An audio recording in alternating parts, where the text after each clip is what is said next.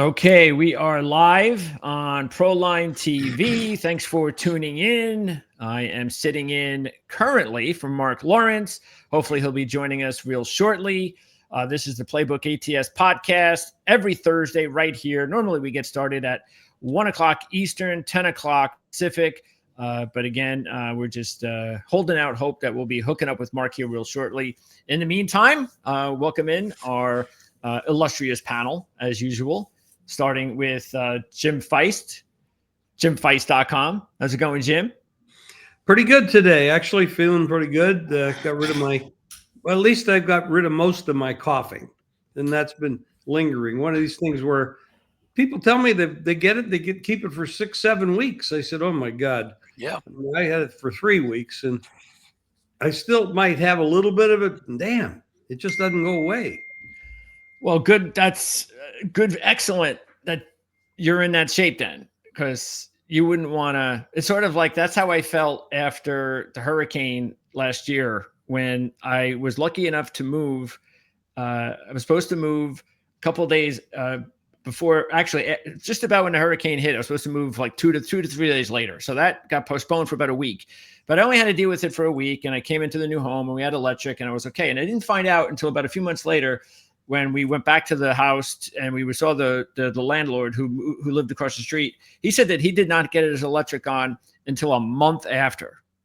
Oh my. And that was like, I could not even imagine being in that situation for a month. I just couldn't. So a month, after a few hours, it gets to you.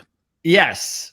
And just imagine, I had to go down to the lake, not the lake, but it was like a stream in the bottom of our hill. And I had to go down there with a bucket to get water for the toilet. So I had to do that just for a couple of days. And I couldn't imagine doing that for an entire month. I just couldn't. So yeah, I hear you. We're going back into the 1800s. I was just going to say, it's a good thing we weren't around in 1840. Yeah, we wouldn't that was survive. routine back then, yeah. Yeah. Andy Iskoe, thelogicalapproach.com. How's it going, Andy?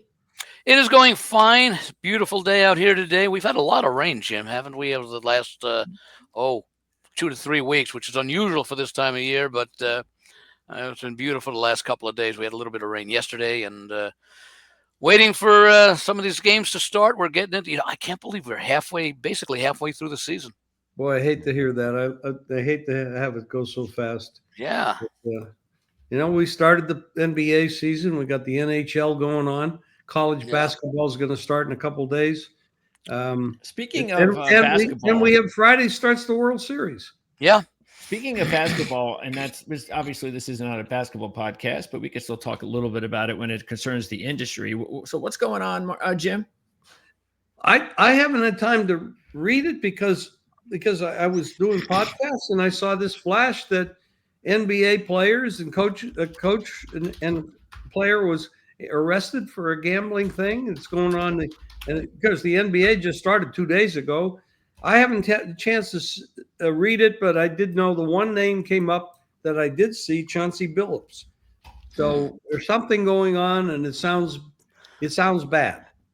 Yeah, in fact, I'm just taking a look at the headline. Billups and Rozier, the head coach of the Portland Trail Blazers and a player for the Miami Heat, were arrested Thursday along with more than 30 other people in 2 criminal cases alleging sprawling separate schemes to rake in millions by rigging sports bets and poker games involving mafia families, authorities said. Portland coach Chauncey Billups was charged. Fixed high-stakes cards games in Las Vegas, Miami, Manhattan, and the Hamptons. Blah, blah, blah. Heat guard Terry Rozier was accused in a second scheme, blah, blah, blah. And that's just reading that right now from one of the wire services. Oh, boy.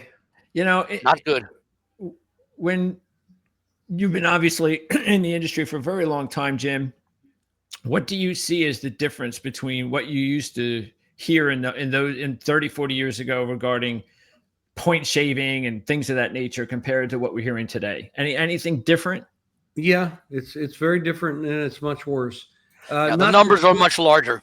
The problem is they opened this thing up when they legalized everything.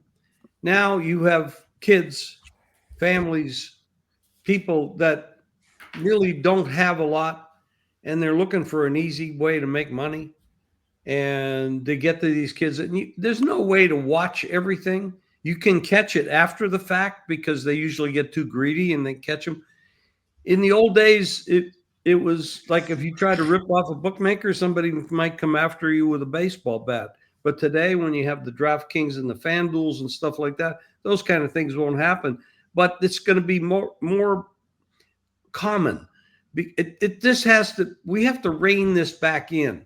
You can't allow stuff to start. I mean, you can't allow these kids, and I'm talking about kids, you got to be, if you have to be 21 years old to do something, you got to put a limit on this, and you got to put a limit on it fast. Now, why does a guy like Rozier or Billups, with all the money they have or have made, I don't know if they have it, because a lot of people lose money too. Why would they get involved in this, and how big is it? And poker is a whole different issue. I mean, yes, there have been poker schemes for a long time where collusion at a table where there's two players playing, they're pooling their money, but nobody knows they're doing it, and they pinch one guy. So the one guy might make a bet, this guy will raise him, and this guy will raise him, and they'll raise him out of the pot, or they'll, it's just, that's You're talking about a poker contest like in Vegas or something? It won't happen too much it won't happen too much in tournaments, but it happens in cash games. Yeah. And it's very dangerous.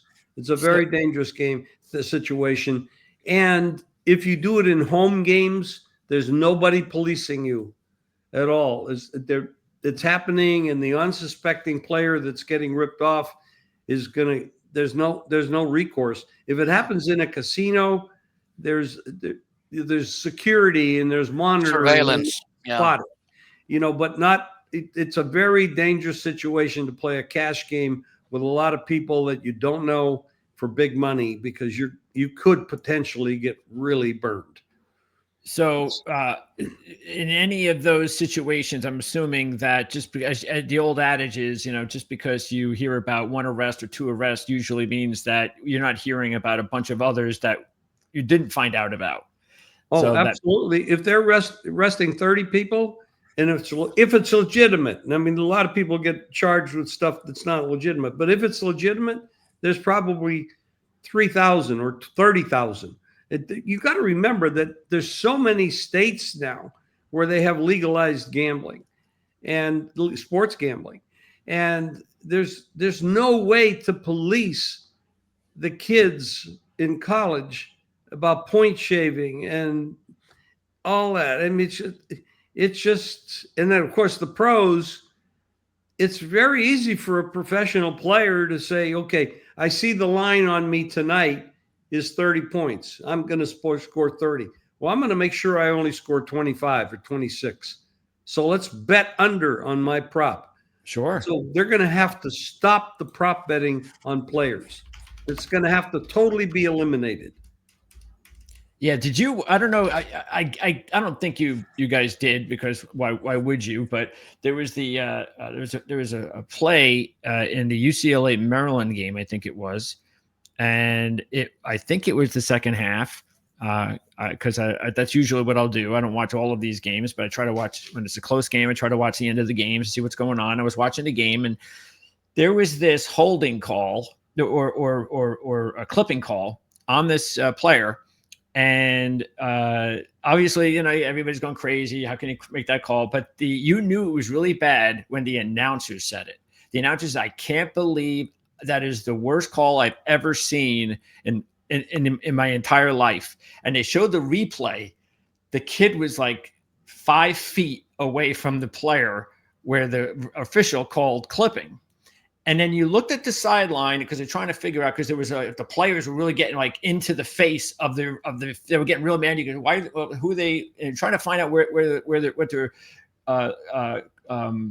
going after as far as the official. And you could tell, okay, well, there it is. I see the coach and I see, there's the official.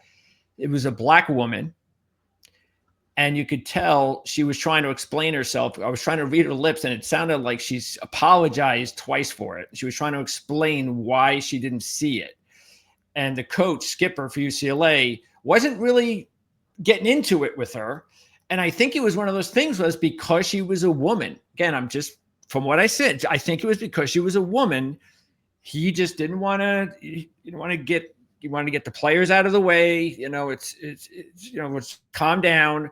But it was such a terrible call. And I'm not blaming her for being, guilty of doing anything or just being really bad, or she missed it. But the problem was, it was like, well, if you missed it that bad and you admit it, and I can see that you're apologizing, and everybody in the world knows that you just completely missed it, then why didn't you change the call?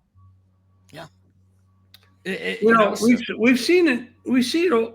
I'm a pro guy. I watch pro games all the time. I don't watch many, but then in basketball, of course, I do watch that. But we've seen some terrible calls over the years, made and not made. Didn't they come out the other day and suspend that SEC official who botched that call in the Auburn-Georgia game a couple of weeks ago?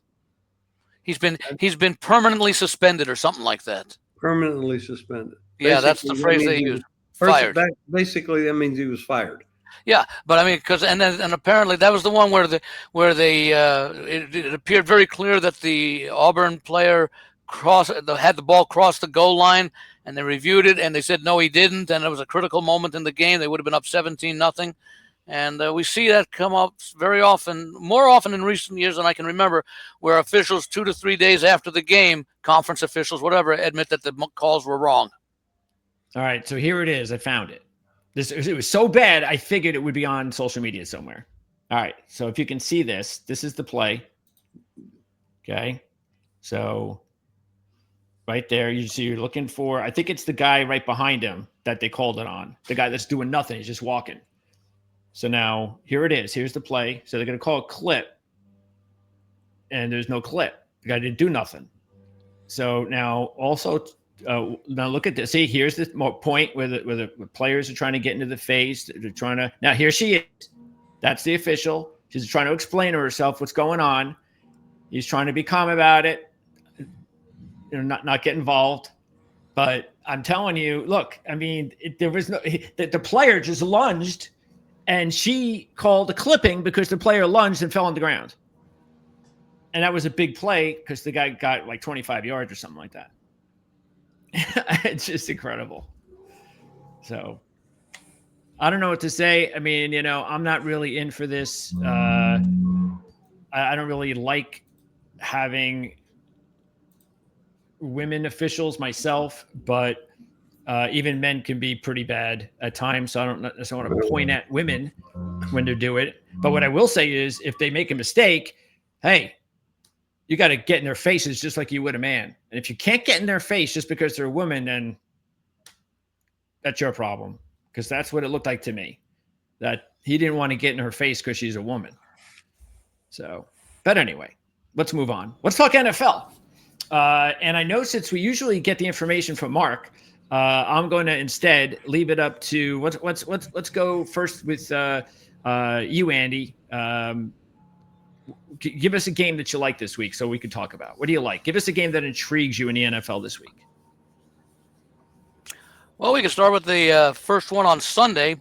Cincinnati favored by about 6.5 at home against the 0-7 New York Jets, who I guess it must have been a Christmas wish that Woody Stevens, the owner, was talking about the other day. He said, "I'd feel really good if we could complete a pass." Yeah. A little dig at the quarterback, at the offense, standing behind the coach. But it's an intriguing matchup because you have to. Well, it's an intriguing game because you have to think that perhaps with Joe Flacco in there now for Cincinnati, the Bengals have new life. Browning was just terrible, and the Bengals have an opportunity to, before their bye week, they could get up 4-5 or 5-4, something they could be. And when you take a look at the division, I'm not going to rule Baltimore out right now as far as their prospects for the playoffs, but they need to come out of their bye this week against who is it? They play, I think, Chicago, and show that they've made this, that they're getting healthy. Cleveland, you figure, is not going to be a factor. So the AFC North could come down to Pittsburgh and Cincinnati already has that win over Pittsburgh. And keep in mind what Joe Flacco did. He got traded, I forget, I think it was like on a Tuesday or a Wednesday. He had like 4 days of practice before that first game when they played Green Bay, I think it was. Yeah, Green Bay beat him, I think, 27-18. That was Flacco's first game. So he played that game, played okay. Then he had 4 days to prepare for the second game where they played Pittsburgh on last Thursday night. Okay, so he's had very limited time, and now they have that extra time because they played Thursday night to get even more familiar with Higgins and what he prefers to do and Chase prefers to do as far as the game plan goes. So Flacco's had additional time to get familiar with his new teammates after really having only had 3 or 4 days to prepare for the first 2 games. So we may see Cincinnati start to get on a little bit of run. Now, of course, you still have the concerns on the defense, but the defense right now is not very good, but it's not as horrible as it was last year when it was just like almost like historically bad. And now that you have an offense under Flacco that, at least for the 2 games we've seen, can be productive, it takes some pressure off the defense because they're not going to be on the field after all the 3 and outs that they would have under Browning before. So it's an intriguing game, and you wonder what the Jets' mindset is coming into this game, especially with the comments from the owner and how divisive is that in the locker room, etc. And who knows what happened. Tyrod Taylor, he came in relief in the second half last week, and Fields, I don't think, took very kindly to that, even though obviously, it's hard to argue he wasn't being effective. What they're going to do this week, I think the Jets right now are in as big a mess of a team as any team in the league. I think Cincinnati goes out and gets healthy again this week. I agree with Andy. First of all, Woody Johnson, I think, is the name of the owner. Yeah. And Tyrod Taylor is definitely an upgrade over Fields. Fields has never been qualified to be an NFL quarterback. I don't know why they keep pumping him up as one. Maybe they should just use him as a running back because he does good things with his legs. But it shows you how desperate the league is for good quarterback play, right there. Well, it's hard to find good quarterbacks. That's why if you look at the replacement quarterbacks, many of them are better than the quarterbacks they're replacing. The thing in Minnesota is pretty obvious that J.J. McCarthy is not ready for the NFL. He's going to be very good. I really believe that. But he's not ready for people to say it's an upgrade to go to Wentz, because Wentz is not that good. He's capable at times, and he put up numbers, but he makes mistakes. Oh, my God. Oh, he was terrible last week. He got over 300 yards, but he was awful. He makes some very bad decisions. Yes, he does. He really does. But when you look at McCarthy playing in the time that we saw him playing, he wasn't capable of being a quarterback yet. He needs time to learn. And so we, like Greg said, and there's Mark. I see Mark come on the screen. He showed up in the email just a few minutes ago. So we're all set. So Cincinnati with Flacco is a very capable, very experienced guy. If he can stand up straight, he's going to find those receivers, and they have elite receivers, and that opens up the running game. Jets have no chance in this game whatsoever. I would lay the points, and which is very unusual. Which, by the way, is very unusual for you. I can't. Yeah, for me to lay that number, it is really. Now let me talk about the other side of this. Tyrod Taylor will probably, if he can remain upright the whole game, will probably put up some points because Cincinnati's defense is not good. I mean, that's for certain. So you probably have to look at 2 sides of this. Cincinnati, the favorite, and maybe a possible teaser, and the over. I mean, you look at the line move, 41.5 up to 44.5, and 2.5 up to 6.5. The market is telling you a lot with those 2 numbers. And this is, by the way, without potentially Garrett Wilson, who I do not think is going to play, and Sauce Gardner, who I do not think is going to play. Why would you play and risk your 2 cornerstone players when you have a bye coming up next week. I do not see them playing, which means that the Jets, like their number one receiver is going to be Josh Reynolds and Alan Lazard. I mean, and then they can't cover Chase because Sauce ain't going to be out there. We could be looking at a 0-17 team here. Yes, and without their two top players. Yeah, we could be. They're already 0-7. Yes. We could definitely see an 0-17 team here. The Jets are 3-9 against the spread in their last 12 as a road dog. What do you think about this one, Mark? Well, I'm attracted to winless teams, but Jim makes a great point. There's a winless team and there's a winless shell of a team. Yeah. And, it's difficult for me to, move any further forward with that thinking. I'm kind of sort of waiting. Tell me guys this, if the Jets lose this game, go into their bye and come out of their bye, and they're going to host the Cleveland Browns, will the Jets be a home dog? That's the question I have to ask. Oh, my God. Oh, wow. Really? Imagine that. I could certainly see it. There's a motive to my question. Go ahead. Yeah. I can certainly see them being a home underdog. Does it matter what Cleveland does that would definitely be an underplay. I mean, the total in the game probably be 29. Does it matter what Cleveland does this week? Let's say Cleveland loses like they're supposed to. Well, I'm going to say the Jets would be like a 1-point favorite because they will get back Garrett Wilson and Sauce Gardner. So, and they'll probably have Quincy Williams back as well. Didn't they close 1-point underdogs against Carolina? Yes. That's why I think they'll be a 1-point favorite. Yeah. Because Carolina, you're saying better than the Browns right Carolina's better offensively than Cleveland, but not too many teams are better defensively than Cleveland. And going up against the Jets offense, that is horrible. Yeah. What was your intention on that question, Mark? Well, my intention is this. In my database, perhaps there's no stronger angle that appears to an ugly-looking play than the New York Jets, and it would be this. Winless teams that are dogs coming off a bye week are just unbelievable. I don't know if they used the bye week to tell themselves about how embarrassingly bad they are and whatever else they have to do, but they get 2 weeks to get ready for a football game. And if the Jets dress up as an underdog, I'm talking numbers like 19-2. Okay. Whoa. Yes. So there's a lot of motivation coming out of the bye after the 2 weeks of utter disappointment and embarrassment. Hearing everybody in the media telling you how bad you are, and that gets them going. I'm sure it has to play into it. A factor, that and the fact the athlete's humiliation, just the fact of, they know how poorly they've played. They got to do better than this. Okay. Whatever it happens to be, that ugly dog with that week of rest that's winless and he dresses up as a dog has been absolutely a terrific play.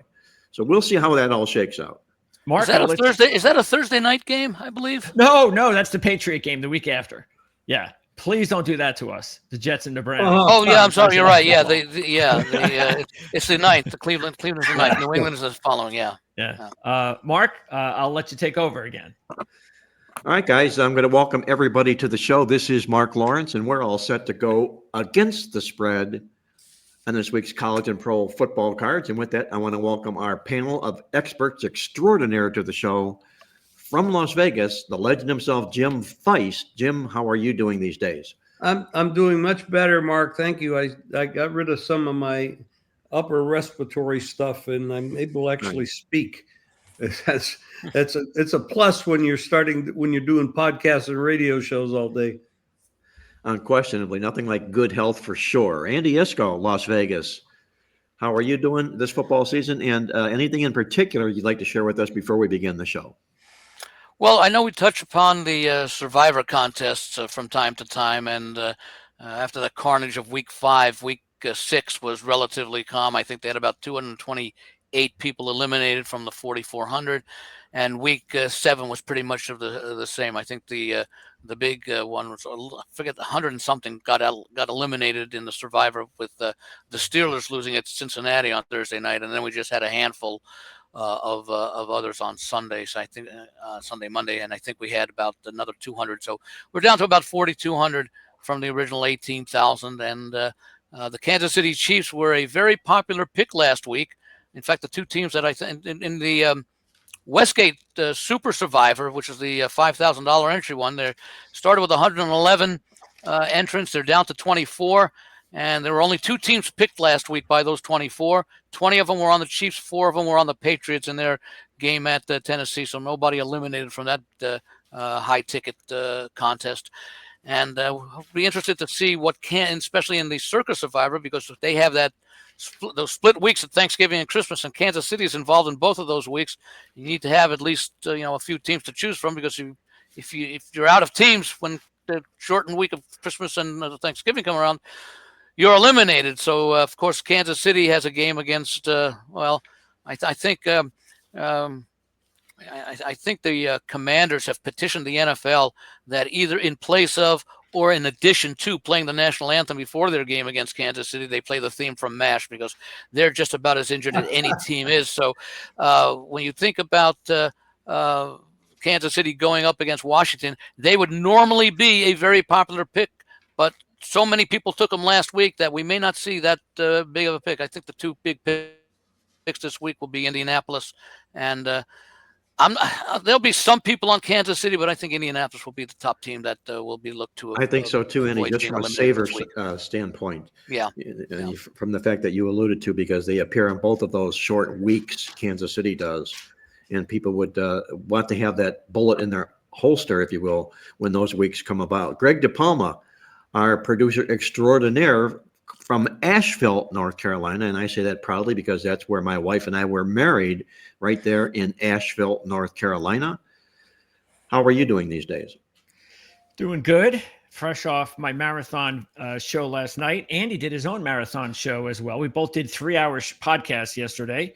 So we're kind of revved up. And I will say this. We were just talking about the Jets. Actually, it's still on the screen here. We're going to be moving along to another game here in a minute.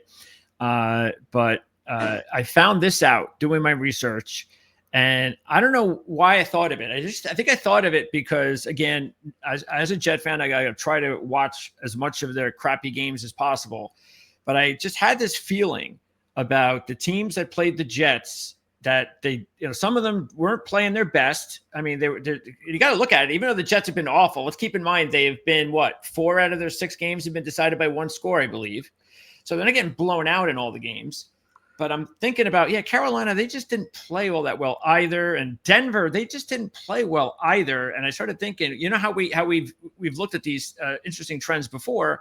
And so I said, let me try that. Let me try to look up what happens to the teams after they play the Jets. Well, I was able to obviously find that out in no time. So after a team plays the Jets, the very next game, they're 2-4 straight up and 0-6 against the spread. Interesting. Yeah, it's sort of like, it's either bad luck in a way where they're playing bad at the wrong time, and then they get the Jets and they're lucky the Jets aren't good, so they just beat them. But then the next game, well, now any other team can beat them, and so they take advantage of it. Or maybe they come down to the Jets level, and then when they play a team that has a pulse, you can't play like that against us. You can get away with it with the Jets, but you can't get away with that with us. How good is the Jets defense, and how physical are they? Are they showing up? Yeah, that is the only thing that they are doing recently. It's the only thing that they haven't done. But there's no quitting on the team yet.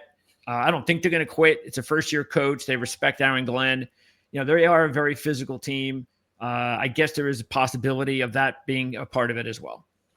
They ranked number 18 overall in the NFL, the Jets defense, which is not bad for a winless team. Considering how bad they were the first few games of the season defensively. Yeah, they were horrid, no question. But their Achilles heel has been obviously their offense, number 30 in the league, and wondering where their next point's going to be coming from. Before we get into the National Football League card here, guys, first of all, I want to remind our listeners out there that if you haven't done so yet, please hit the subscribe button. We would deeply appreciate you doing just that. And hit the like button while you're down there and ring the bell if you would. All big favors to us. If you do that, we'd be deeply, deeply appreciative of that. Before we get on to the show, I'm going to share some things from, I'll call this my I'm Just Saying segment of the show, if you will. This comes from our midweek alert statistical newsletter. And I deeply love the midweek alert, especially this time of the year when the teams are beginning to fill up their statistics. Their boxes are beginning to fill up because obviously they have games they've played and results. We can compound, do all the analytics, so forth and whatnot. But in this week's midweek, I'm going to point out a couple of things that we call out here is the fact that in the league so far this year, Philadelphia leads the league in one-score wins with 5, which happens to be all of their wins this year. Unbelievable. Denver, San Francisco, and Tampa own 4 one-score wins. Keep that in mind when you're approaching the card this week. And on the other side, one-score losses this year. It's Arizona and the Jets who lead the league with 5 one-score losses. All 5 of the Cardinals and Jets losses have been one-score losses. So every one of their games has been crying towel sort of losses, if you will. The Atlanta Falcons lead the NFL in 5 games in which they've held an opponent to season-low yardage. The Indianapolis Colts lead the league on the other side of the coin, in which they've allowed season-high yardage in 5 games. And I want to share this with our listeners also out there that if the NFL playoffs were to begin this week, I call it playoff picture, and I love doing it this time of the year to see how these teams are going back and forth and adjusting and so forth and whatnot. In the AFC wild card, if that was taking place this weekend, it would be the number 2 Patriots hosting the number 7 Jaguars, the number 3 Denver Broncos hosting the number 6 LA Chargers, and the number 4 Steelers taking on the number 5 Buffalo Bills in Pittsburgh. On the NFC side of things, it would be number 2 San Francisco hosting number 7 the LA Rams. That would be a heck of a football game, to say the least. The number 3 Eagles against the number 6 Seahawks, and the number 4 Tampa Bay Bucks against the number 5 Detroit Lions. So we'll see how that shakes up this particular week. It does each and every week because every win is so vital to every football team. We've seen some teams be as high as the number 1 seed and bounce out of the number 1 seeding position. So keep those in mind when we head into the weekend card this weekend. By the way, Mark, when I was having those issues before, I was able to hear everybody, and I heard Greg talking about the teams after playing the Jets. And of course, that would involve Carolina. Not only are they 0-6 against the spread, all of those opponents' games have gone over the total, 6-0 to the over after playing the Jets. Wow. So that might be something to keep in mind this week when Carolina. There's got to be. That means take Buffalo in the over. There's got to be something to it. The Jets must have a very physical defense that. Well, it would seem to be the opposite. To the extent that if you're not really challenged by the Jets, you fail the next week because you're stepping up in class after playing like a college level team. Now you're playing a pro team, and you don't play as well as you would against the team because you weren't challenged the week before against the Jets. Wow. So normally you think of it when you go back, the Steelers used to have that, but Steelers were always a very physical team. And for years and years, you would fare very poorly the week after you played the Pittsburgh Steelers. I'm not so sure that that's the reason, because the Jets defense is it's a strength, but strength is only relative to how bad their offense is, because their defense is not at the level that it was last year. There's something to be said for after playing certain teams, and a good friend of ours, Andy and Jim, well, Brian Blessing, who passed and lived in Las Vegas, he was keen on the fact of ferreting out these teams to see how they performed in games afterwards. And he had a weekly list that we would go over, and some of them made all the sense in the world, just logical, just given the fact that, like the Pittsburgh Steelers you mentioned before, Andy, in their day, they were a very physical defensive football team. And when you go up against very physical defensive football teams, you'll sort of be bruised up, banged up, and maybe not at your peak the very next week. Now, I don't know about teams after the Jets are ringing that bell. Well, I can mention, for example, Denver. Let's take Denver. After playing Denver, teams are 1-5 straight up, 1-5 against the spread. Denver's a very physical team. Let me see what Cleveland is, because Cleveland would also seem to have that impact. Cleveland 2-3-1 straight up, 2-4 against the spread. Interesting enough, 6-0 over unders after facing Cleveland. And perhaps, again, it means that you're going up against a lesser defense after facing the Browns So your offense is likely to have more success than it did against Well, Cleveland. it's like you waltzed against the Jets. You waltzed against Cleveland. Just take these restraints off and let me get out there and play some football. Yeah. Is basically opening up. Well, more so than the Jets. Probably more like Cleveland, but Denver. But Denver's. We only have a handful of games. Teams after playing Miami 5-1 to the over. Kind of makes sense. One of those stats you were talking about, Mark, regarding the Colts, because I know you brought this up last week regarding the Colts and some of their stats. So I just want to share some comments from after our Friday show last week. And first of all, Renault 75, thanks Jim and company, my go-to podcast for football betting insight. But then Smarty Jones, dear Mark, Colts are no fraud. So this is in relation to Smarty Jones. Wasn't that racehorse? Yes. Yes, the it Triple was. Crown horse. Yes, Not Smarty's, Triple Crown, but Smarty's one of our horse racing viewers. So Fell yes. just short of the Triple Crown. Was that a Chad Brown horse? I don't recall. Maybe I think Smarty it was kind will of let like us know. an unknown trainer's kind of a horse, I think. Yeah.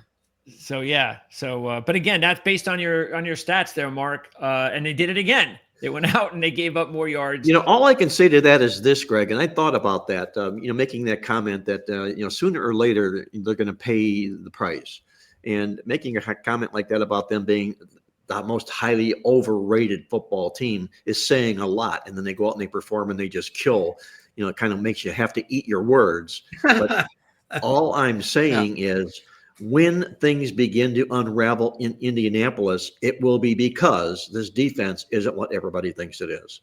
That's my point. How much of that, Mark, is related, however, to the fact that they get out to some of these nice leads and teams are playing garbage time catch-up football? Yeah. They blow out Tennessee. They blew out Miami the first game of the season. I'll get them, I think, by 200-something yards in that situation. But a lot of these teams are forced to put up big numbers playing from behind. I think we saw it last week against the Chargers. It would be simple. It would be that's what the Colts maybe perhaps allowed garbage yards because they got out to big leads. What happens to the Colts when they don't get out to big leads? Are those the football games that they may end up tasting defeat in? Because they're not in that same comfort zone as they've been before in the past. So maybe those garbage yards won't even play into the equation. Well, the one game I think that fits that. Didn't they get outgained? Didn't they get outgained by Indianapolis, by the Rams, when the guy dropped the ball before going in the end zone? So that was a competitive game, but they were outgained, I think, by over 100 yards in that one. Yes, they were. Against the Rams. Yes. Another comment from last week's show was from expat Mark 6611. Been following you guys for decades. So nice. you have people that know you guys for a long time. So does that mean we're old? It does, unfortunately, Jim. Okay. Yeah. It's a polite way of saying it. Yeah. But the message is clear. Aging gracefully, Jim. Yes. Thank you. So we got some games to go over, Mark. Yeah, let's do that, guys. Listeners are out there they want to know what we like this week, and we're going to break down some good football games in the National Football League. While we've got Jim Feist on for the first half of the show, let's get over to the NFL side of things. There's a big football game. It's a kind of a rather weak card. I would call it thin, if for no other reason, because we've got 6 teams in a bye, and that basically leaves you what's left to 7 if you include the Jets. They're not on the card.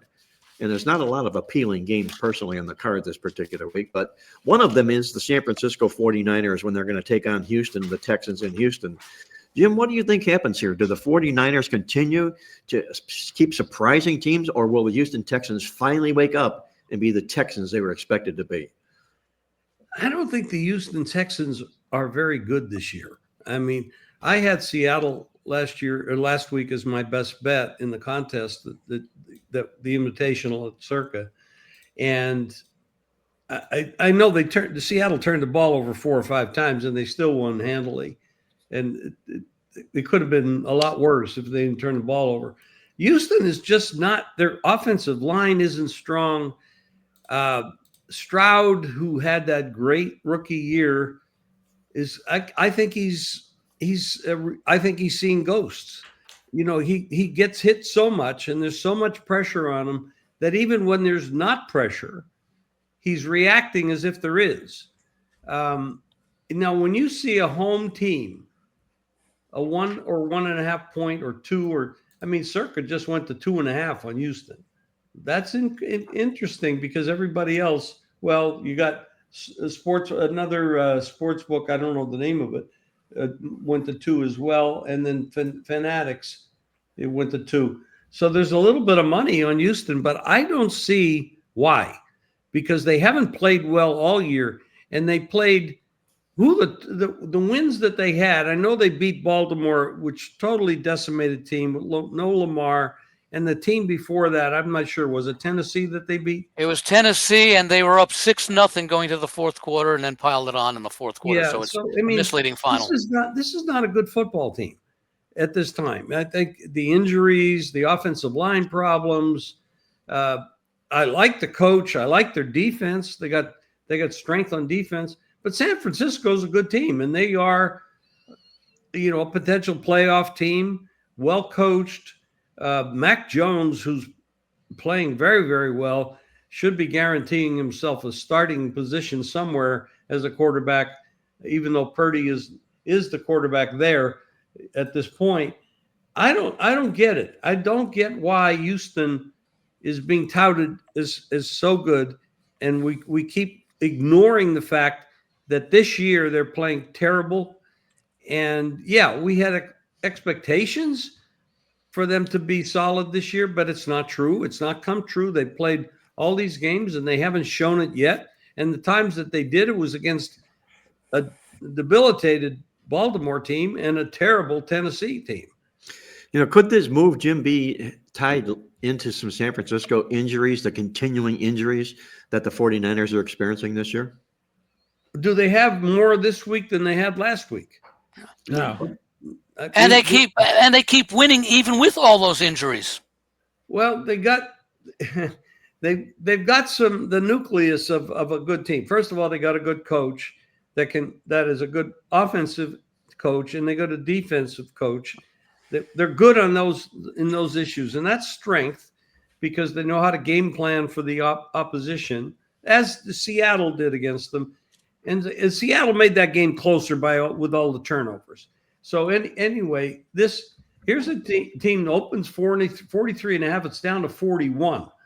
Now, you're not looking at a lot of points in the game. Obviously, they're figuring this is going to be a defensive game. I like my quarterback better.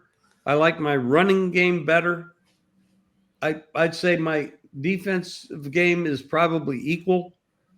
You don't give much in the NFL for home field anymore, and I feel San Francisco's a live dog here.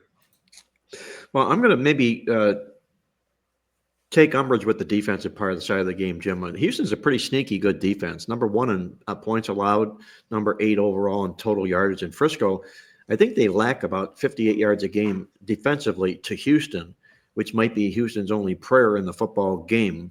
What I have to ask you guys is, Mac Jones, has he lost a start for the 49ers this year so far? Yeah, the Tampa Bay game. He started that game. Okay. 2 weeks ago, yeah. Okay. And he really didn't it wasn't like he had a good game last week. Well, let me ask you guys this question. Would you say so far the season to date that San Francisco has played maybe a little better than expected that they were going to play, even with the injuries? Yes. Okay. I would say for sure they have, yes. Well, in my opinion, it's just one game, Andy. It's that Rams. No, I know, but I'm getting some here in a moment. Would you that Houston has performed below expectations? By a lot. For sure. Yeah, coming off 2 division titles and some playoff successes at times. The reason I bring that up is I'm going to go back and I start doing this at this time of the season. What was the Westgate line when they put out those 18-week schedules in August, and you could actually live bet those games at the time, sides and totals? This game between we're not so sure what San Francisco is going to be, but we think Houston's pretty good. This game was pick'em. It was pick'em? It was pick'em. That's and now you actually have the team that is underperforming expectations actually favored. I mean, the site hasn't changed. It was a home pick'em, and now it's a home favorite for the team that is badly It's got to be underachieving. the injuries. It's got to be. And Houston just played on the road against a pretty physical Seattle defense on the road Monday night. Yeah. And so San Francisco actually had another day to rest. I don't get this move. It has to be injuries. I mean, not just the move this particular week, Jim, but I think the answer to Andy's question, is injuries for San Francisco. San Francisco's 5-2, and they've been playing with injuries every week. It goes back to Purdy. What, game 1 or game 2, he got injured, and they keep winning, and now they're going up against a team that's not very good. Well, the thing that I think it is it's one thing to be able to pull it off, especially last week. It was the first week without Warner. And I think it's one thing to be able to do it for 1 week, but to keep expecting them to play like this against good teams week in and week out, when now Warner's out, Bosa's out, we know who's out. Everybody's out. And I think you could do that over a very short You just made one key statement, though. You just said against good teams. Are you considering Houston a good team when you're speaking about the Houston offense? Well, on offense, I don't think they're a very good team. I think they're disappointing, but I think I don't think they're good. I don't think they're good on offense at all. And you're talking about the loss that San Francisco had on defense. So yes, if they were going up against a better offensive team, I could understand that. The problem with the offense early on was, you had the whole situation. We all understood what happened before the season. Mixon, nobody expected that was going to be the case. So they screwed up. They should have had somebody in there for him, and they went to Chubb. Bad decision. First 3 weeks of the season, they lose all those games, and they lost all 3 of them in the fourth quarter in the last minute or 2 of the game. So Tampa Bay, I think they won all of their games when they were down to the last minute of the game. That's how close the NFL can be every season. It comes down to one play here, one play there. Keeping in mind they had no Christian Kirk the first several games of the season. He's the number 2 receiver. So they finally got him back. And look, they win a couple of games. But now what happens in the Seattle game? Collins goes down with a concussion, so we're not going to see him, which is big. So, yeah, I agree. I mean, I wouldn't want to take Houston without Collins because they already have a suspect offense with him, and he's their best offensive player. So, and then we're looking at the D'Amico Ryans factor, former San Francisco coach. I was going to mention that. There is still some familiarity because he was a DC there when Robert Saleh left. Yeah, there's going to be I think Houston's defense is going to come to play. They don't have a lot of injuries on defense. So I think their defense is going to come to – I look at this as a very low-scoring game. So, Jim, what's your side on the game that you're going to get to on this game, Niners and Texans? There's only one side. I have to play the Niners. If I have to play the game, I got to play the Niners, and I'd have to play the under. Niners and under. Yeah. And Niners money line as long as they still stay an underdog. Well, I think Jim will take the points. And the dogs, I always take the points on the small favorites. I lay the money line. Right. So, Andy, where are you going here? San Francisco, Houston. San Francisco. And Greg. I do not understand this line.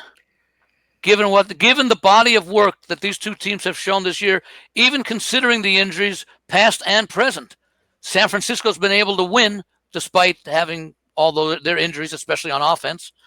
And Houston, it took a game against Tennessee, the worst team in the league outside of the Jets, and then it was a 6-0 game in the fourth quarter to get that win. And then, maybe the worst thing that happened to them was they had that bye week after they routed Baltimore. But again, it's not the Baltimore Ravens that we're accustomed to seeing. It was, Baltimore. It was Cincinnati Bengal players wearing Baltimore Ravens uniforms on defense. Greg DePalma, are you taking or laying in this football game? Again, if I'm going to make a pick on the game, I'll take the under, even though I'm not a total guy. But if I had to take the game, I'm probably going to actually take Houston if I have to take it, just because their backs are against the wall. They have to win this game. Can't go 2-5. They're not going to win the division. So this is like a wild card situation. They know they got to win games. And like I said, the defense is healthy. So I think the defense is what's going to win the game for them. Let's take a look at the other side of this with San Francisco. They have to win this game because they're right tied with 2 other teams atop the division in the NFC West. Every game is important. You've got to win the games that you should be able to win, that you should be expected to win, regardless of the line here, because a loss here could cost 49ers the NFC West title. I think the point, though, that Greg was alluding to, Andy, is the fact that right now Frisco has the number 2 seed. Right now, Houston is the number 10 seed, way on the outside looking in. So the game is probably of more importance to Houston if they want to improve their chances. In San Francisco, if either two teams could afford a loss, it would likely be they. Not with the 49ers tied with the Rams and the Seahawks. A 3-way battle for first. Well, the first 7 seeds, the 6 through 7 seeds all have identical records at 5-2. So every game is important because there's a log jam there, if you will, between all those teams. But Houston needs to create some kind of a log jam is what they need to do. Right now, Houston's 2.5 minus 15 at circa. I'm going to jump right in there. I'm going to buy at the 3 and take 3 with San Francisco. Yeah. There you go. I'll be with Jim on this game as well, on the 49ers in the contest here. They've out-yarded 6 of their 7 opponents. Frisco has, even with all these injuries, and more importantly on the defensive side with Joey Bosa and Fred Warner and so forth, the injuries offensively, Kittle and everything else. But they still managed to outgain 6 of their 7 opponents, whereas Houston's been out-yarded 4 of their 6 contests this year. Usually in games like that, just put tape over the names of the teams, you would find the team that had won the yard 6 of the 7 times would likely be the better team and or the favorite in the contest. So I'm a little bit surprised at this line here as well. Mark? Yes. Mark, you just got a comment. Hey, Greg. That's you, Greg. Okay. From Matt T. I played Louisville money line, Stanford money line. He made money. And he says, thanks for the picks. You got it, Matt. Hey, we haven't even talked since then, Mark. How about Stanford, baby? nice one. By the way, one factor that does favor Houston, statistic factor, and it's an important factor for many people. I use it. Turnover differential. San Francisco -5, Houston +4. Well, there's a thing about handicapping turnovers, and I think nobody has the recipe or the exact formula. Yeah. But one of the sharpest guys that I've known I knew a long time who passed was a real good friend of Billy Walters, and they bet a lot together. And his answer to turnovers was simply that there's always a regression back to the mean on turnovers, especially for the teams that are way far outside of the norm and way inside of the norm, that they'll eventually get back to the mean. And so now you got to ask yourself, what's the cause of the turnovers? Is it just faulty play, bad football teams, unattentive play, poor coaching? There's a lot of factors that go into that. But when I see -5 to +4, my first reaction is to kind of make a case for the -5 if I'm taking points. That's just a theory. No, it makes sense. What I take a look at turnovers differently. Yes, I point out turnover margin. I don't have the numbers in front of me.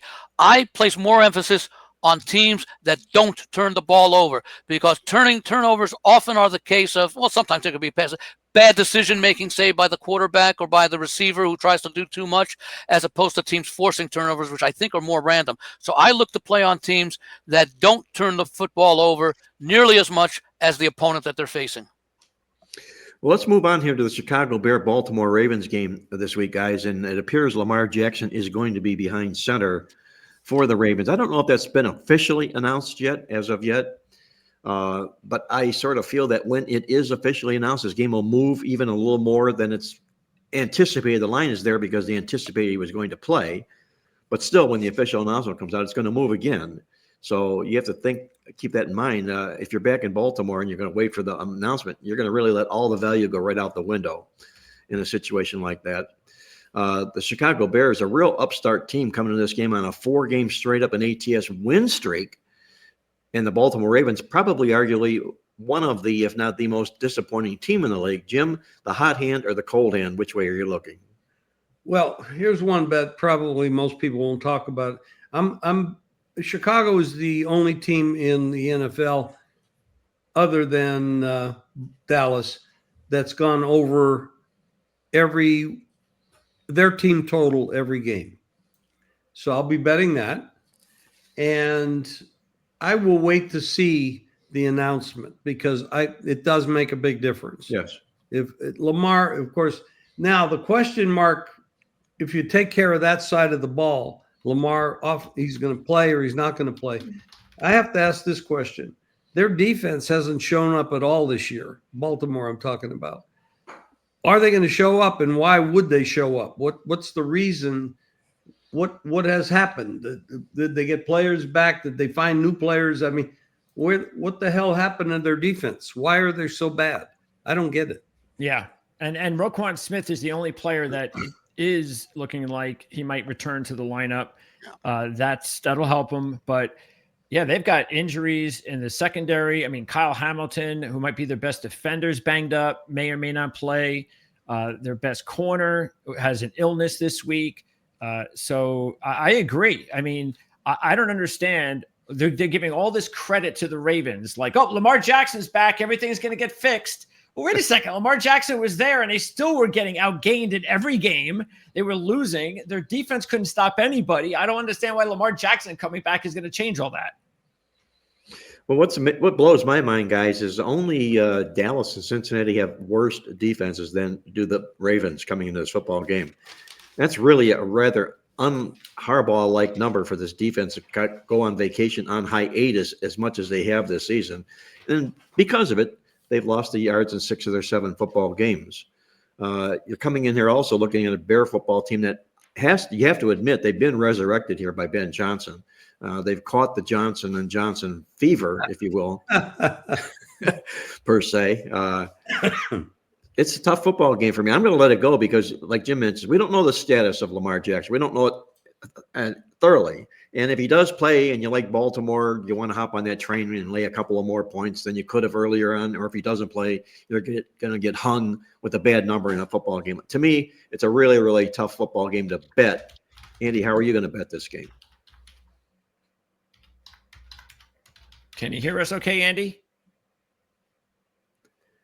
Andy might be muted. Yes, he's muted. Yes, that was it because I was having video issues, so I was trying to get a little bit more resolved.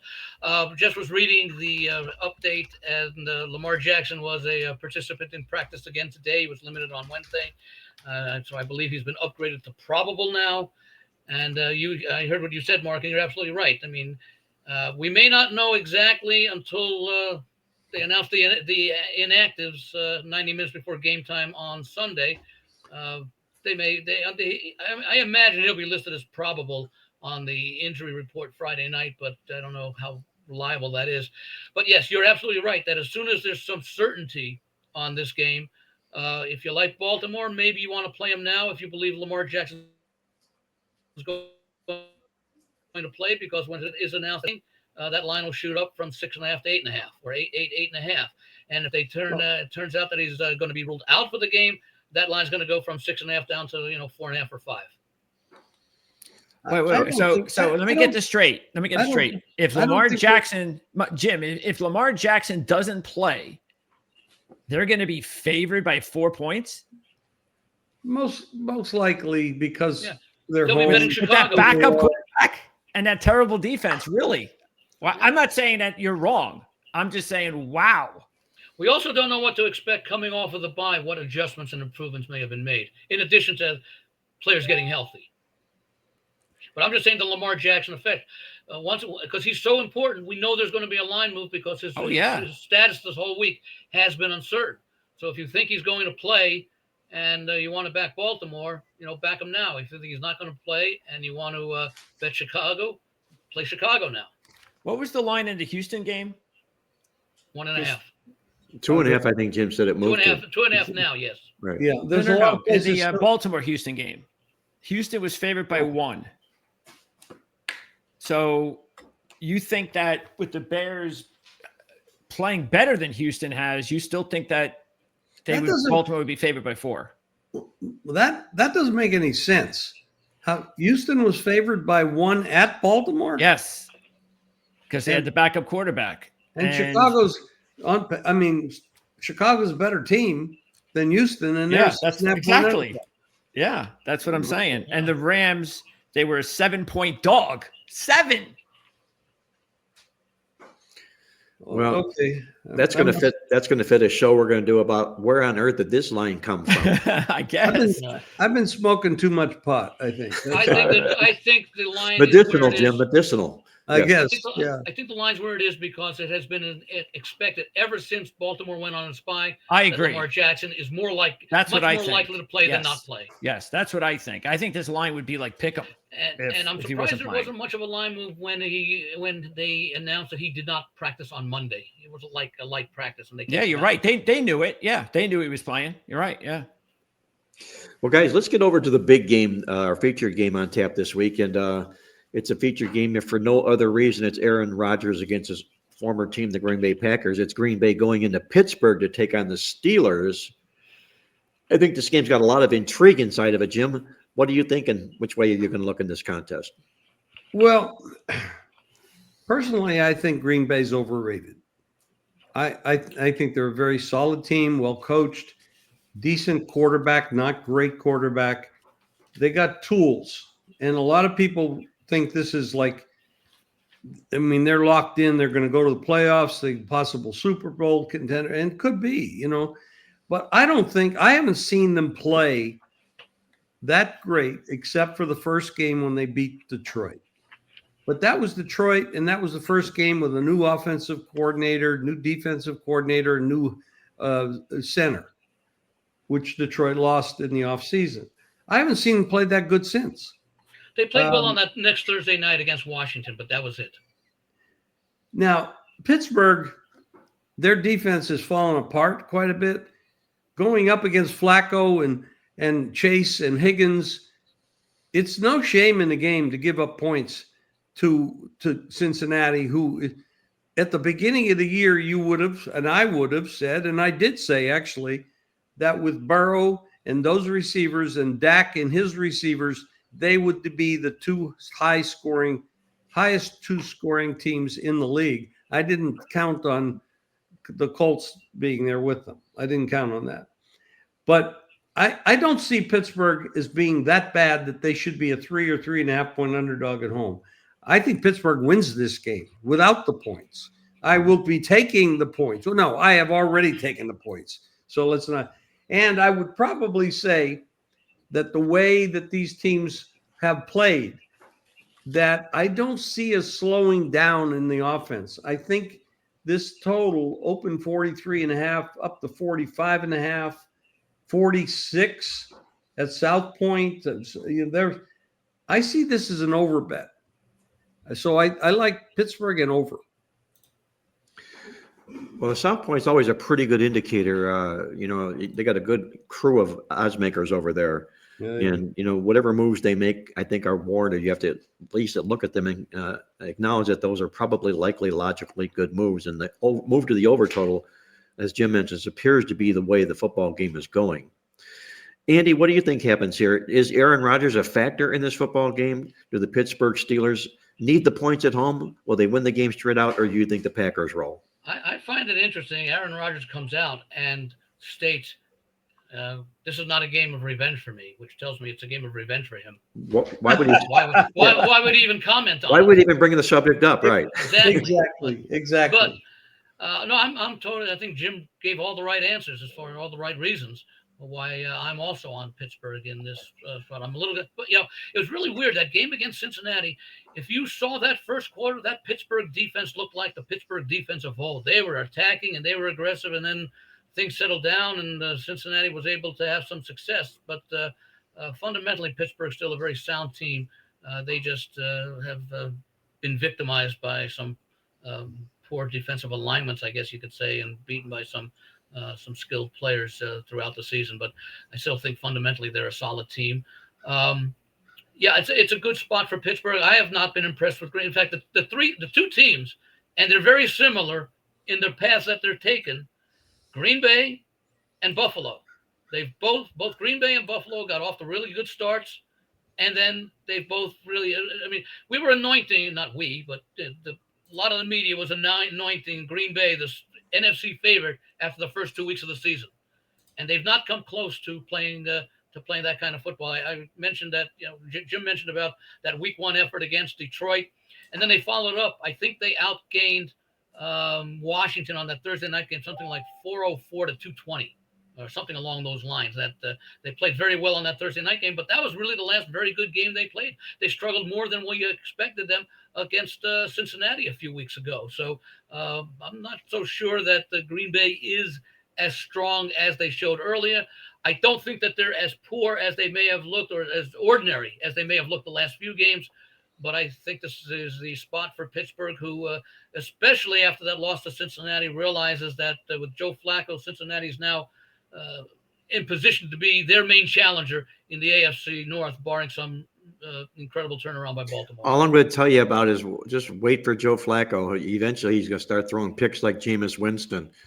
They're going to come, but right now he's a nice boost for that football program. They needed a boost, and he's supplying it. Let's just wait and see if he can keep the ball throw it to his players rather than other players. But we'll see whether or not Flacco falls into that gutter once again coming in. Greg, 3 for 3 for Pittsburgh, or are you looking at the Packers? No, I'm taking the Steelers, and this is actually going to be more against the Packers. Same reason why I liked Arizona last week, and we talked about that last week on the show on Friday, that Green Bay is just not good in this spot. The road favorite for the Packers has not worked out. Matter of fact, they're now 4-13 in their last 17 as a road favorite, 0-3 already this year. This is a bad spot for them. And maybe the same situation like I was talking about when I was thinking about the Jets, and that trend was we talked about teams that kind of not playing all that well, but because of who they were playing, they got by. And that's what I think was happening to the Packers here the last few weeks. But now they do step up in competition. They're on the road in a situation where they're going to get the Steelers' best effort. It's not like they're going to catch a team that might have a bad off week, maybe just another week. You know the Steelers on prime time with Aaron Rodgers are going to play their best game of the season, and I think that's enough for me. I'm going to make it 4 for 4, guys. You got a grand salami going here. Wow. Yes, look out. There we go. Pittsburgh Steelers. Mike Tomlin, always a good home dog. In his good days with Pittsburgh and even his bad days with Pittsburgh, he still cashes tickets with regularity as a home dog. 18-7-5 to the spread. That's a pretty strong number for the 30 games that he's been a home underdog in his career.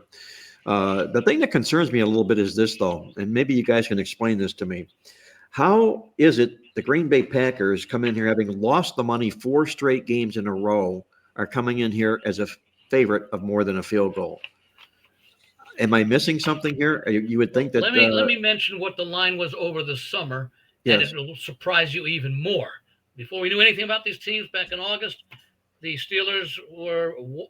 Packers were favored by 1.5 on the road in this game before the season started. Okay. I think, Mark, what's happening is people get stuck in their power ratings and they're slow to adjust them, or stubborn to adjust Stubborn, them. right. And the truth is right in front of you. It speaks to you every week. They should have lost last week to Arizona, for God's sake, with Brissett. Yep. Now, I happen to think Brissett's an upgrade over Murray, because I think Murray should be playing baseball. But be that as it may, they could have easily lost the game. I don't see. I mean, this is another game on the road. They go from Arizona back. I mean, they come over here now. This is a tough spot. Pittsburgh coming off a loss. Very, very difficult spot. I do not understand. There's got to be a lot of Green Bay love out there that I don't buy into. I also don't, speaking of love, not a pun intended. Jordan, I'm not really a big Jordan Love fan. I think he's good, but he's not great. I don't think he's ever shown that he's great. And if he's great, it's not consistently great. I don't get it. He had a hot run in that playoff run 2 years ago, and everybody anticipated, well, it's only his second year. Look at how good he's playing. Just imagine what he's going to do the next year. And then he starts off the season with the injury in Brazil and never gets better. And so far this season, we haven't seen it. So maybe he'll get hot again by the end of the season, but we just haven't seen it yet. Mark, what do you make of the numbers that show Green Bay outgaining their opponents by 55 yards per game, Pittsburgh being outgained by their opponents by 77 yards per game, and going back to your thoughts on turnovers and regression, Pittsburgh is +5 in turnover margin. Green Bay is exactly even, 0. Well, Andy, with those numbers, the Green Bay Packers positive net in the stats and Pittsburgh's negative net in the stats. I like to use that stuff. If you find that Green Bay were the underdog in this game and they're doing all those things and Pittsburgh isn't doing those things, then we can start shooting holes at Pittsburgh. No, what I'm saying is, don't those numbers to a great extent explain why Green Bay is favored in the game? Well, that could well be. They know, Vegas knows, just like we know, they were as phony a baloney as the Philadelphia Eagles were to start the season here. They've only won the yards one time this year, the Pittsburgh Steelers have. They were winning with smoke and mirrors and appear to have perhaps got their act together. We don't know that yet, but they won another game last week and lost the stats. So we don't know yet quite for Pittsburgh whether that's going to turn around here or not. It's hard to say. There's something I don't like to back football teams that have holes that wide that Pittsburgh has, at least offensively and defensively, when putting their numbers on the scales per se. But I'm with Jim. I think this Green Bay Packer team is vastly overrated. I know they're one of only 5 teams in the NFL that rank in the top 10 offensively and defensively. So kudos to them for doing that. The Green Bay Packers, they just don't do it impressively. Well, the other thing, Mark, I'm with you on Pittsburgh. I was just explaining perhaps why they were favored by 3.5 on the road because of the numbers. Just take a look. Just take a look at the schedule. Just look at it. Washington, Cleveland, Dallas, Cincinnati, Arizona. And they were favored by 7, 6, 13, and 7.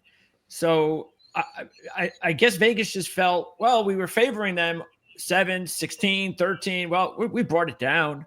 It's 3. I guess that would have been too big of a dramatic turn for a team that's been a favorite by 7 or more in all of their games, basically, to just make them a dog or a pick 'em. So is that more a strength of schedule thing, Greg? Do you think that's more a strength of schedule thing that they've been favored like that, and against whom they've been favored? And maybe even all the yards that Andy's talking about, because none of these teams right now are playoff teams. And they had that one big win first week of the season. And then that's kind of been the carryover effect since the season started because they keep winning. They had one bad loss. And so because they keep winning and they had that first big win, everybody, I think, looks at this Packer team as the Packer team they thought they were going to see when the season began. And Pittsburgh has played the more difficult schedule. I mean, yes, they played absolutely. the Jets game committed. But then Seattle, New England, Minnesota, Cleveland's defense, Cincinnati. So, and hey, they beat Cleveland. Yeah. Packers didn't. Yeah. So, all right, guys, that was a nice little review of 3 games on tap in the National Football League this particular week. I know that Jim and Greg and I will be back tomorrow. We'll do our preview of what's coming up for the weekend, our final thoughts on the weekend card here on Proline TV. Before we let Jim go, Matt 8893 wanted to know what you thought about the game tonight. Jim? I already typed it to him. I told him. Oh, okay. I didn't realize that was you. Okay, good. I was wondering who that was that was typing. I was like, who's got control of the thing? So yeah, thanks. All right, go ahead, Mark. All right, Jim. Well, thanks once again. As always, your information is invaluable. We appreciate it, and so too do the listeners. And I look forward to catching up with you tomorrow. Until then, let's have a good week. Thank you, guys. Appreciate it. We'll talk to you soon. Good luck, everyone. Jim, if you want to talk about doing the other video later today, you can send me a text. I'll get back to you later. Thanks, Andy. Sounds good. That was Jim Feist joining us from Las Vegas here on Marc Lawrence Against the Spread. And we're going to move it over to the college football side of things on the football card this particular weekend. We're getting deeper and deeper into the football season, and we're getting better and better intriguing matchups. And they're almost all exclusively coming out of the Power 5 conferences. There's no sense in talking about the upstart group of 5 teams. There aren't any. There's nobody that's in a group of 5 football program that is going to put fear into the college football playoff this year. But the Power 4 conferences, now that's another story. And our top 3 games that we're going to tear apart this week all obviously come from the Power 4 conference.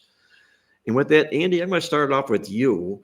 Another big game on tap here, if you will, inside the Southeast Conference, where we find Ole Miss traveling to Oklahoma. Is it a little bit of a surprise to you that Ole Miss is a dog of this size coming in this football game, or do the odds makers know what they're doing? Well, Oklahoma's played very, very well this year. They had that game against Texas that about it, but they played well. But I like this Ole Miss team. Lane Kiffin loses a quarterback to the NFL, and the offense is clicking nicely, and the Ole Miss defense has played well. I think there's a coaching edge over Venables as far as Oklahoma goes. I think this line is a little bit too high. I did make a play on Ole Miss earlier this week, plus I think it was 7.5, if I remember. I wouldn't completely put it out of the realm of possibility that they pull the upset. I know they're coming off of that tough game last week, but Ole Miss has shown resiliency under Lane Kiffin. Yes, they have. And I'm with you, Andy. I'm a little bit surprised at this number myself. That is until I start tearing things down of what it is Oklahoma has done this football season here. And amazingly, as I mentioned, I think I reviewed this in the top part of, I'm just saying when we're talking about the stats out of the midweek alert so far this football season, Oklahoma has held every opponent to a season low yardage mark this year. They're playing a special brand of defense. Nobody, I think, even realizes that. That's how well they played. And can they stop Ole Miss here in this football game? Well, this is not a typical Ole Miss football team where they're a freight train that's going to be running off the tracks here. They're not playing that way anymore, at least this particular football season. I haven't seen it. And I have to give the credit where credit is due, and that's to the Oklahoma Sooners. Dan Lanning has done a real nice job with this football program here. He came up short in the game against Texas, a game that I know they wanted dearly in the football contest here, but I'm not going to step in front of somebody who's as defensively staunch as Oklahoma is in this football contest here. Put me down for a lean to Oklahoma. And Greg, which way are you going in this game? Excuse me one moment, Mark. I did also play the under in this game. Okay. Andy, Ole Miss and the under. Very good. I'm this is not one of my favorite games because I think it's really tough to figure this out because of I don't know what to figure. I mean, Ole Miss last week, it's almost like it was this same old Lane Kiffin in these situations where, you start off undefeated and you've got this, you're playing really good football on the road as a touchdown dog at Georgia. Matter of fact, you're leading the game by 2 scores in the second half. Everything is going well. The offense is cooking. Your defense has made a few stops to put you in this position. And then Georgia's got a 4th down, and it looks like they stopped the running back behind the line of scrimmage, but they didn't. And he comes out of the pile and gets the 1st down, and the game was over after that. Right after that 1st down, Georgia was not to be stopped, and Ole Miss could not even get a 1st down. It was 3 and out. And when they did that back-to-back, they were done. And then they had to try to come back, and they couldn't do it. And it really was just typical Ole Miss. This is what we see all the time, is they let you down just when you're anticipating, hey, maybe this is Kiffin's best team. Look, they're beating Georgia by 2 scores in the second half. And then all of a sudden the offense disappears out of nowhere. So now look, that's the reason I just don't know what to expect out of Ole Miss. We do have to say that Lane Kiffin went into the game at 10-4-1 against the spread as a dog versus the opposition with a win percentage of 750 or better. So he lost that by this much.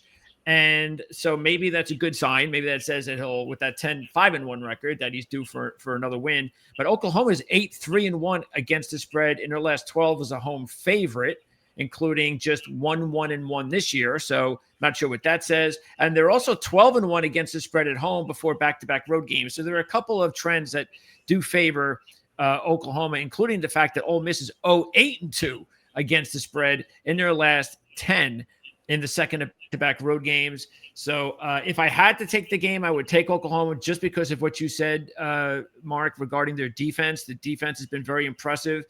But this is a game I'm just most likely going to pass on. Well, if you're talking about the team trends, Greg, you probably also want to point out the fact that Ole Miss does not play well in the second of back-to-back road games. Yes, 0-8-2. Yeah. Yes, exactly. So will he be able to make a U-turn for this football program this particular week against this staunch defense? That sort of kind of remains to be seen. And I don't know about the quarterback for Oklahoma either, because it wasn't like he lit it up last week. We still haven't seen the best of Mateer since the injury. And so that's why if I knew Mateer was healthy and he was going to come out gunslinging on Saturday, I'd probably take Oklahoma. But because they still don't know if he's going to be effective and it's going to be all reliant upon the defense, that's the reason I'm just a little bit unsure. Well, one of the things that I get to the game for is a feature we call in our newsletter called the Smart Box. And the Smart Box this week is called the dreaded bubble burst, which Ole Miss is going to be prey to this particular week. They had that perfect season ruined. Now it's game 8, and teams that have that perfect season ruined, game 8 really, really struggle in football games like this. 32-48 on the blind. But you start churning this thing down here and put all the parameters in place. They're off of Suat's loss. They've won 8 or more of the last 22 games. You can pare this thing down to 3-22 against Ole Miss in this football game. And I'm not going to step in front of that with the team, like I'm saying with Oklahoma. I know I'm over 3-22. What's that? You said 3-22. 3-22 against the spread. That's the rule. And what was the trend? Well, basically, what you're looking at here is a 6-1 team that's on the road, just off their first loss. Okay, they lost straight up and against the spread. Okay, this team here has won 8 or more of their last 22 games, which they have done just that, and they scored less than 36 points in their last game. You click and check all those boxes. That equates to that football team going 3-22 against the spread. Okay. Yeah. And by the way, strong. Mark, you don't have to go that far back to find the very recent example. Last year, Pitt started 7-0. They didn't win another game that year, last year. And I think, according to the numbers that you show here, I think 1-5 against the spread. Going out. In the last 6 games, yeah. Yeah. So those are sort of backbreaking losses, if you will, per se. 6-0, you're cooking, you're looking good, and all of a sudden you take that defeat. Now you're going to go up against a pretty strong opponent here. So I'm going to use those numbers to put me on the Oklahoma side of the game. I don't normally like laying points like this into a team like Ole Miss, but I think this is sort of a bit of a special circumstance, if you will. If I can get out of it and say that. But I'm going to go to Oklahoma for my side in this football game. Also, guys, another big game on tap Saturday, a big rivalry game. Andy, what do they call the Kansas State-Kansas rival? What's that known as? Do you recall? Oh, I don't know offhand. I know they have a name for every game. But you ready? Yes. It's the Sunflower Showdown. Well, they got to do better than that, Greg. The Sunflower Showdown? Yeah, that's a football rivalry name? Come on now. I thought that's like a square dance. Who did that? A coach's wife? Hold down. Yeah. That's terrible. Yeah. But I don't think this game will be terrible. I think there's a lot to this football game coming in here. And Andy, what do you see happening here between these two rivals, the Wildcats or the Jayhawks? I remember when I went through my review of these games before putting my my newsletter together and everything, and deciding where I had opinions. This is one of those games where I didn't really have a strong opinion. I believe I ultimately went with Kansas at home, getting what's the line in that game? Well, the line is now moved up here, at least on DraftKings, to 3.5. Well, that's Kansas minus 3.5, right? Yeah. Which is interesting because Kansas State has dominated the series over the last 5 or 6 years, to say the least. 16 straight wins. Yeah, and Kansas is not that bad of a team. Although I think Leipold, the coach who had the great success up in Buffalo and went down to Kansas, he had some initial success and sort of leveled off over the last few years. But K-State under Kleiman also was a program that took great strides early on. And I think the last couple of years, Kansas State has come up a little bit short. They were considered to be, strong contenders to win the Big 12, even more so after Oklahoma and Texas left the conference last year. So I think that both of these teams have sort of been, and both of these programs have been down a little bit over the last few years.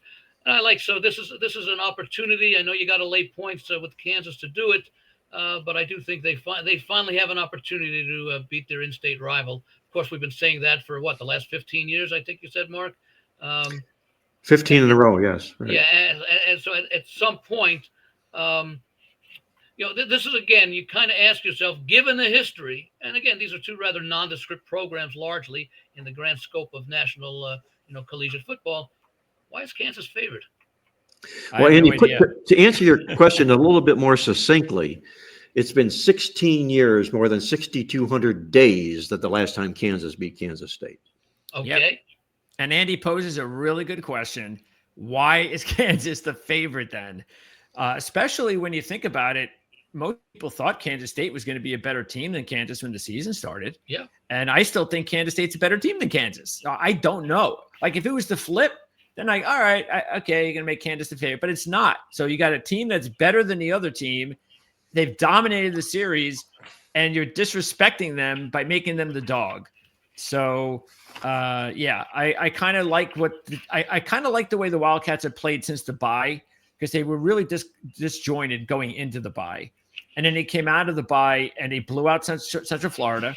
They had a really bad luck loss to Baylor. I mean, that was a back and forth situation. They gave up a game-winning field goal at the end of the regulation. And that was on the road. So it was really like a good loss. And then they beat up a good TCU team last week. So I think they played a lot better since the bye. And that's why I think they're the way to go. If you look at Kansas, they really haven't beaten anybody. I think their best win is Fresno State. Yeah, I mean, they're not doing much for sure. These two teams' stats are sort of kind of almost similar, just a small edge to Kansas, I think, for their play on the field so far this football season. And Greg, we're both big fans of both of these coaches. Yes. Kleiman and Leipold. But I think there's a little bit more urgency here for Kansas State, who I'm a little bit surprised is the dog. And we mentioned the 16 years in a row, and that goes to a philosophy of mine. I'll tell you where it comes from. Joe Gavazzi, a good friend of mine. Joe Gavazzi. Yes, Joe Gavazzi used to write the Playbook newsletter for us back in the day. We would do all the research and the stuff we handed to Joe. Yeah, he had his own publication. Did he have Pittsburgh something or other? Private Players of Pittsburgh. Yes. Private Players of Pittsburgh, yes. Yeah. And but anyway, he had a phrase that really I became endeared to. And when you have a situation like this where one team just completely dominates the other football team and suddenly the flip is scripted, now they're the underdog, he calls it a dia situation. DIA, dogs in action, doing it again. Dominating dogs in action, doing it again. And that's exactly what Kansas State dresses up as here, as a dia play this particular week because of their domination in the series and now taking points. So, and I don't ever play against those teams. I don't think that there's nothing that Kansas State warrants to being an underdog in a football game like this. So I'm going to take the points with Kansas State in this game. Greg, where are you going to go here? By the way, your theory there is sort of related to the fact that what it also demonstrates is that Kansas State out-recruits Kansas year in and year out, which is why they're always better in head-to-head matchups. Yep. Kansas is always like the at the bottom of the cellar in the Big Eight, Yeah, they're the little called brothers. The Big Eight back in the day, right? Yeah. But you're right. It's a one team owns basketball. When I was writing this back in the 1980s. I would always call this, I would always call this the toilet bowl because they were always there was so many times in the 1980s they were playing Kansas and Kansas State were playing this game to avoid a winless season.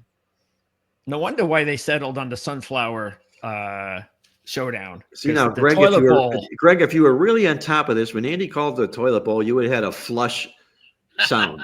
Okay. Yeah, I don't know if I've got that in the system yet. Let me see. Do I have one? No. You do. You just use it. You just overused it with the Jets this year.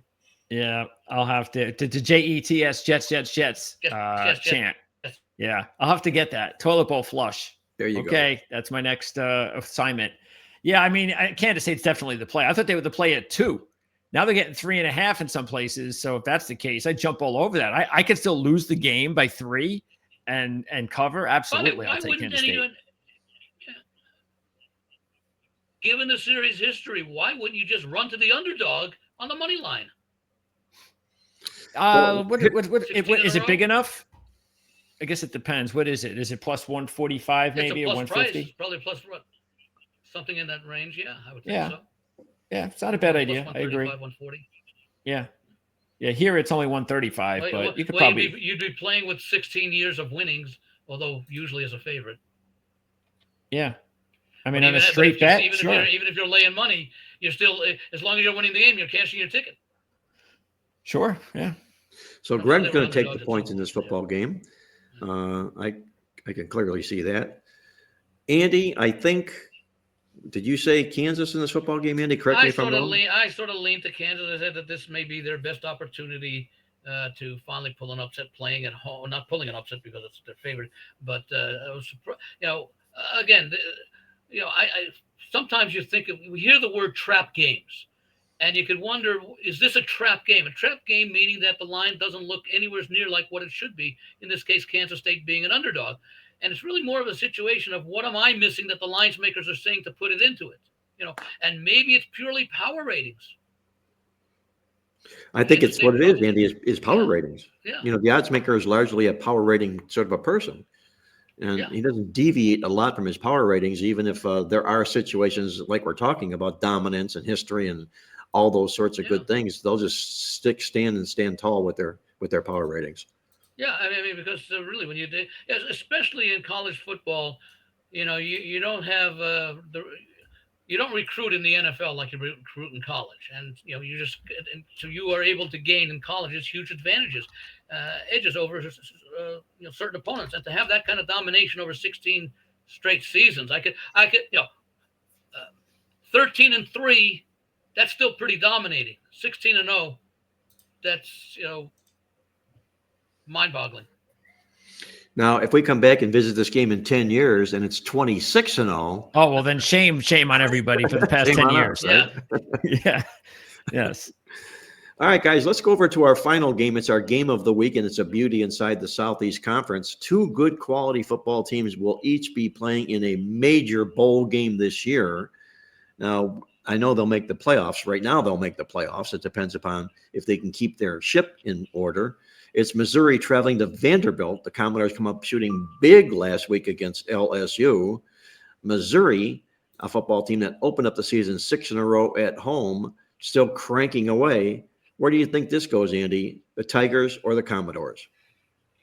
Well, I was in the last man standing contest, a smaller one that they have here for college football run by Station Casinos. It's a relatively inexpensive entry fee, and I think they had like 3,300 entries, and I was alive until last week. I was one of the final 47, and I said, boy, I got to take LSU with that defense, plus the 2.5. And, well, I don't regret the play. It just didn't work. I mean, you going against my Commodores. Well, and it cost me. I mean, when you looked at that game last week and you took a look at LSU's defense all year against the teams that they had been playing, including that win at Clemson early in the year, I think the most points they had given up in any game this year was 24 to Ole Miss or something like that. So is that a straight up contest or against the spread contest? No, it's against the spread. It's against the spread. Okay. But, I'm sorry.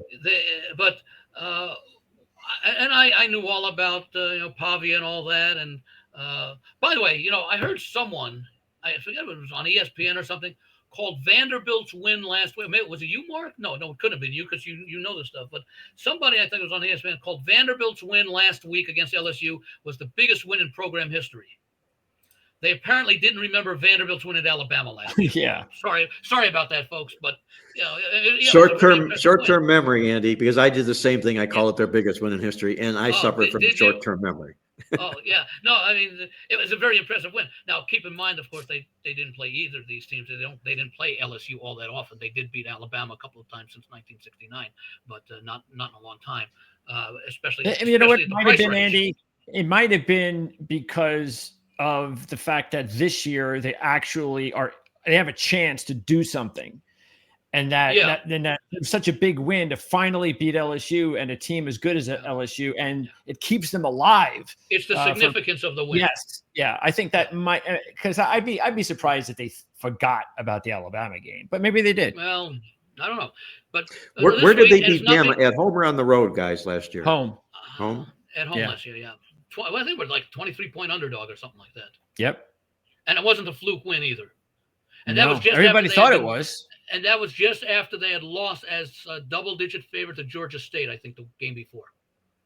So they had beaten Virginia Tech.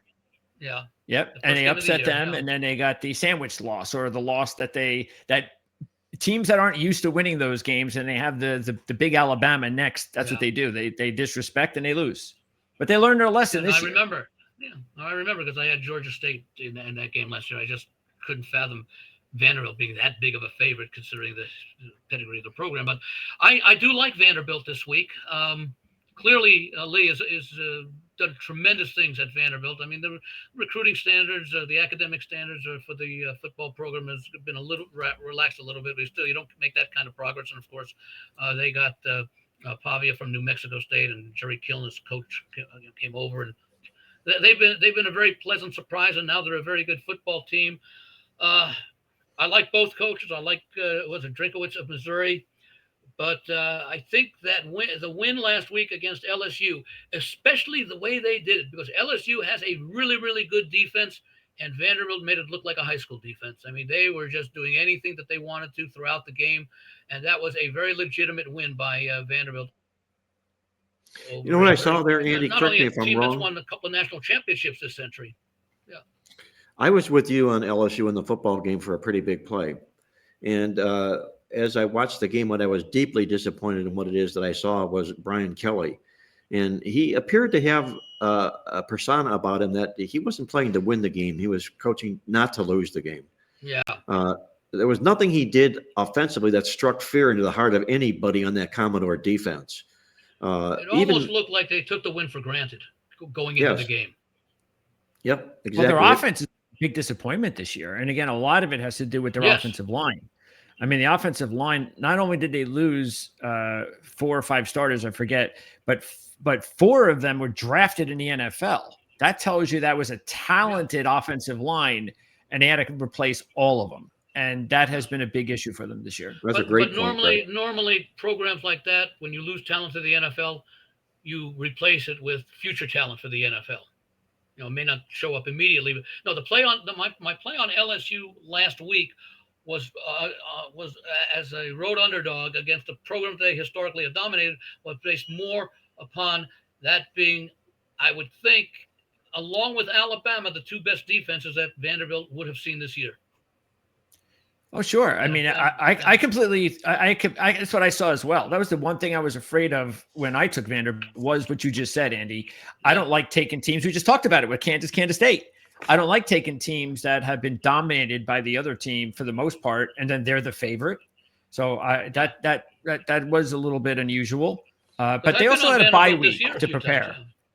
So maybe that helped them too. LSU or Vanderbilt? No, Vanderbilt had the week off to prepare for that game. Well, they didn't play, and they had lost the Alabama game. Okay. No. They had lost the Alabama game, and then they had the week off, and then they prepared for the LSU game. And so I thought that had a lot to do with it. I thought they needed to regroup because remember, Pavia turned the ball over twice in the red zone at Alabama, and that's unusual. So they felt that they let the game go. They felt that that should have been a much closer game. They should have been in it for the entire game, and they had the couple turnovers. So. Well, I'm going to be on the Missouri side of the both football of these game. teams, and I like what Missouri has accomplished. But this Vanderbilt team could be something special. I think they are something special. That's kind of why we're seeing them favored again. To all the credit and everything they've done. But I'm going to dress up and ride with the Tigers in this game, and I know that I'm running onto a train that saw this Tiger team do all their damage largely at home the first 6 weeks of the season, where they were camped out and put up all their stats and statistics and everything and good like that. But they put up some great stats and statistics in doing just that. Great to the point where they're winning their stats an average of 245 net yards per game. There's only 2 other teams in college football that have better stats than that, as I just pointed out. They're also the number 5 team ranked overall in the country in team defense. Much stronger than LSU's defense. Now, and I know, Andy, you can say, yeah, but who is it against and who are they? And here's Vanderbilt, yada, yada, yada. You also have a bit of I think, perhaps maybe, there shouldn't be, but perhaps maybe Vanderbilt come down from that football game against LSU. They've never, ever played well in games after taking on LSU. In fact, I think they've been tragic, 1-9 to the spread, their last 10 doing just that. I just think it's too many. The wrong team might be favored here, is what I'm saying here. I don't know if LSU or Vanderbilt's got 2 in a row in them. They can catch some teams by surprise and do that, like they did Alabama last year, perhaps LSU this year. But I'm going to grab the points with Missouri. Greg, where are you going here? Well, what's really good about this matchup is not only do we really like the fact that these two programs have had these really good seasons so far, but let's keep in mind now that neither team can afford this loss. I mean, the team that loses this game will not be able to represent the SEC championship game. They'll have 2 losses in the conference. That'll knock them out. So this is a big game for both teams, which should make it even better. I can't imagine this game not going down to the final minute or two. The thing that just feels the reason I feel a little bit more confident with Vanderbilt, besides being behind them all year, but I did say Missouri was another sleeper team this season that I liked a lot. Drinkwitz had a lot to do with it. I'm a big Ahmad Hardy fan, the transfer running back that's having a big season. Prabula was an excellent transfer pickup from Penn State. So there's nothing I don't like about Missouri, but I just like Vanderbilt a little bit better. And I was a little bit disappointed in Missouri last week. They were pretty fortunate to get away with that Auburn game because Auburn kind of just lost another one. Auburn had the lead, just like they've had. They looked like they were going to beat Georgia, and they lost. And the same, it's what they're dealing with right now with Hugh Freeze. But that one looked like Auburn was going to pull it out, but Missouri gut checked, and it was really I was impressed with when they were down by 7 against a really good Auburn defense that they were able to come back in the fourth quarter and tie that game and send it into overtime. And I think that really said a lot about the character and the coaching staff at Missouri. But I was a little bit more impressed with Vanderbilt's win over LSU, and that's why I'm going to ride them again this week. One nice, neat stat Missouri does bring into the football game, guys, is the last 10 times that they've taken on a team that's coming off a straight-up and point spread win, they've cashed all 10 times in a row. But that's going to put our wraps on the show here for today. It was another great show, great observations. Andy Iskoe in Las Vegas. Thanks so much for all your insight and help, Andy. I'll look forward to visiting with you this weekend as we put our contest picks and selections together, and wish you nothing but the best of luck this week. Oh, we just lost Andy again. Yeah, Andy's had all sorts of technical difficulties today. So Andy's gone. Okay, well then Jim Radica. Then he'll hear it on the replay of the show. Okay. Yeah. Hey, Greg, I'm going to let you go. I want to remind our listeners out there that until next week, once again, this is Marc Lawrence. Remind you to always remember to bet with your head, not over it, and good luck as always.